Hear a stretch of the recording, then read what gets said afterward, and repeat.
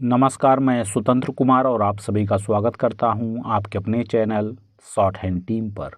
तो दोस्तों, आज के इस वीडियो में रामधारी सिंह गुप्ता खंड 2 के प्रतिलेखन संख्या 147 के डिक्टेशन को हम लोग लेने वाले हैं।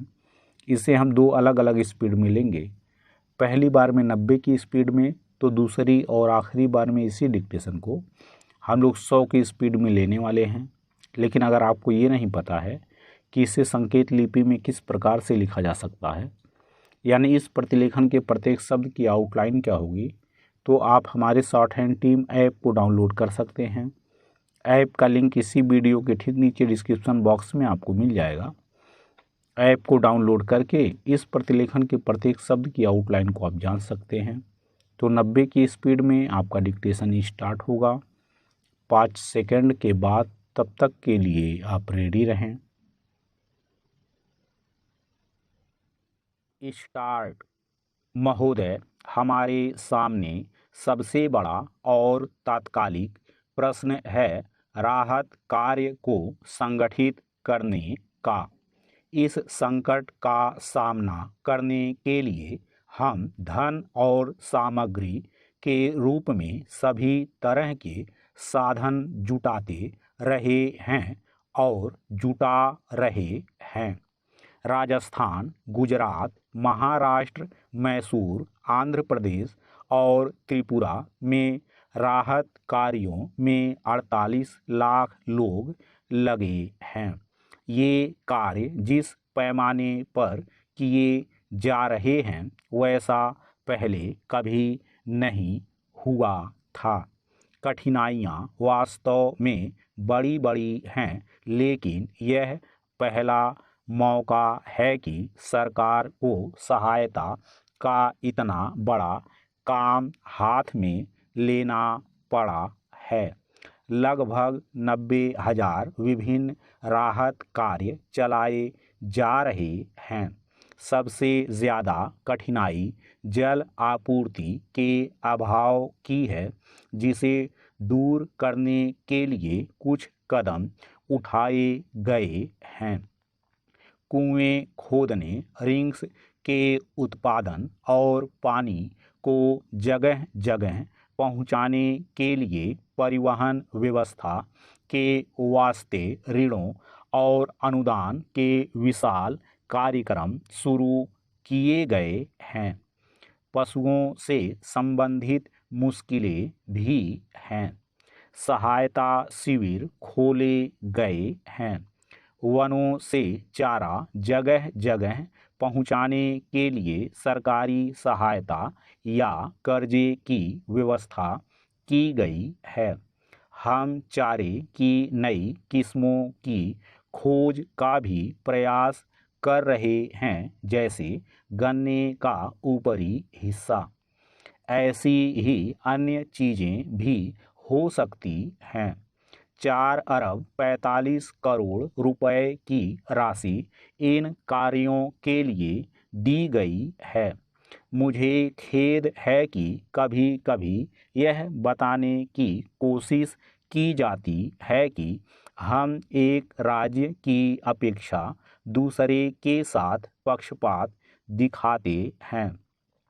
हमें सभी हिस्सों की कठिनाइयों पर चिंता है, चाहे वे भारत के किसी भी भाग में क्यों ना हों, और हम सच्चाई से यह कोशिश करते हैं कि उपलब्ध साधनों के आधार पर सभी को समान रूप से सहायता मिले। पैरा। एक माननीय सदस्य का यह कहना था कि हमारे यहाँ हमेशा ही सूखा पड़ता रहता है। मुझे कहने की अनुमति दें कि इस प्रकार के आम वक्तव्य स्थिति को बढ़ा चढ़ाकर और अति सरलीकरण के साथ पेश किए जाते हैं, जबकि हमारे सामने बहुत गंभीर प्रश्न उपस्थित हैं। इस साल का सूखा कोई सामान्य सूखा नहीं है। यह बहुत असाधारण सूखा है। इससे कितने देश प्रभावित हुए हैं, यह बात इस तथ्य से स्पष्ट हो जाती है कि जो देश आम तौर पर अनाज का आयात नहीं किया करते थे, उन्होंने भी इस वर्ष बड़ी मात्रा में अनाज का आयात किया है। वस्तुतः इस तथ्य की ओर संयुक्त राष्ट्र संघ की किसी संस्था ने ध्यान दिया है और वह विश्वव्यापी आधार पर साधन तथा धन जुटा रही है जिससे सूखाग्रस्त देशों की सहायता की जा सके। उसने हमसे भी इसके लिए संपर्क किया है। हमें इस कठिन वर्ष में भी मामूली आयात ही करना पड़ा है क्योंकि हमने कृषि के क्षेत्र में पर्याप्त प्रगति कर ली है और अनाज का सुरक्षित भंडार बनाया है। मैं उन माननीय सदस्यों से सहमत नहीं हूं जो सोचते हैं कि आयात एक लज्जाजनक उपाय है। स्टॉप। दोस्तों, इसी डिक्टेशन को दूसरी बार में हम लोग 100 की स्पीड में लेंगे और आपका समय स्टार्ट होगा 5 सेकंड के बाद। तब तक के लिए आप रेडी रहें। स्टार्ट। महोदय, हमारे सामने सबसे बड़ा और तात्कालिक प्रश्न है राहत कार्य को संगठित करने का। इस संकट का सामना करने के लिए हम धन और सामग्री के रूप में सभी तरह के साधन जुटाते रहे हैं और जुटा रहे हैं। राजस्थान, गुजरात, महाराष्ट्र, मैसूर, आंध्र प्रदेश और त्रिपुरा में राहत कार्यों में 48 लाख लोग लगे हैं। ये कार्य जिस पैमाने पर किए जा रहे हैं वैसा पहले कभी नहीं हुआ था। कठिनाइयाँ वास्तव में बड़ी बड़ी हैं, लेकिन यह पहला मौका है कि सरकार को सहायता का इतना बड़ा काम हाथ में लेना पड़ा है। लगभग 90,000 विभिन्न राहत कार्य चलाए जा रहे हैं।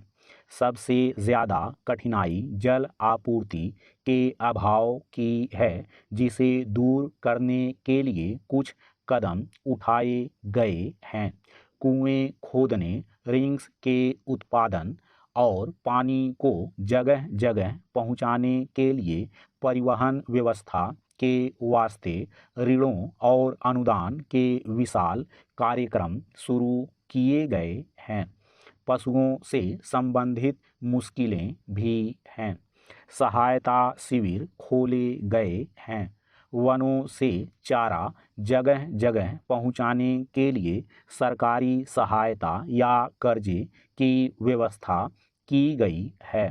हम चारे की नई किस्मों की खोज का भी प्रयास कर रहे हैं, जैसे गन्ने का ऊपरी हिस्सा।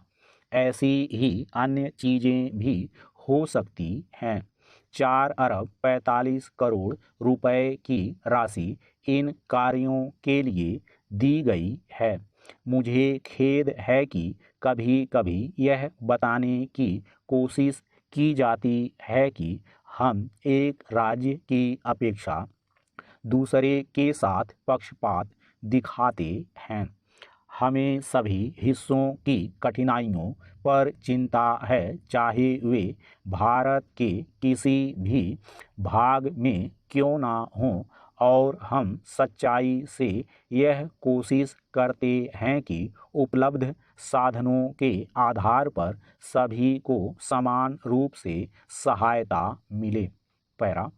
एक माननीय सदस्य का यह कहना था कि हमारे यहाँ हमेशा ही सूखा पड़ता रहता है।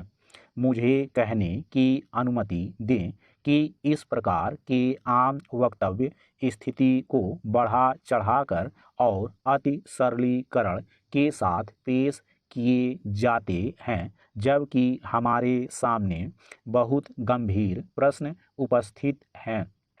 इस साल का सूखा कोई सामान्य सूखा नहीं है। यह बहुत असाधारण सूखा है। इससे कितने देश प्रभावित हुए हैं, यह बात इस तथ्य से स्पष्ट हो जाती है कि जो देश आम तौर पर अनाज का आयात नहीं किया करते थे, उन्होंने भी इस वर्ष बड़ी मात्रा में अनाज का आयात किया है। वस्तुतः इस तथ्य की ओर संयुक्त राष्ट्र संघ की किसी संस्था ने ध्यान दिया है और वह विश्वव्यापी आधार पर साधन तथा धन जुटा रही है, जिससे सूखाग्रस्त देशों की सहायता की जा सके। उसने हमसे भी इसके लिए संपर्क किया है। हमें इस कठिन वर्ष में भी मामूली आयात ही करना पड़ा है, क्योंकि हमने कृषि के क्षेत्र में पर्याप्त प्रगति कर ली है और अनाज का सुरक्षित भंडार बनाया है। मैं उन माननीय सदस्यों से सहमत नहीं हूं जो सोचते हैं कि आयात एक लज्जाजनक उपाय है। स्टॉप।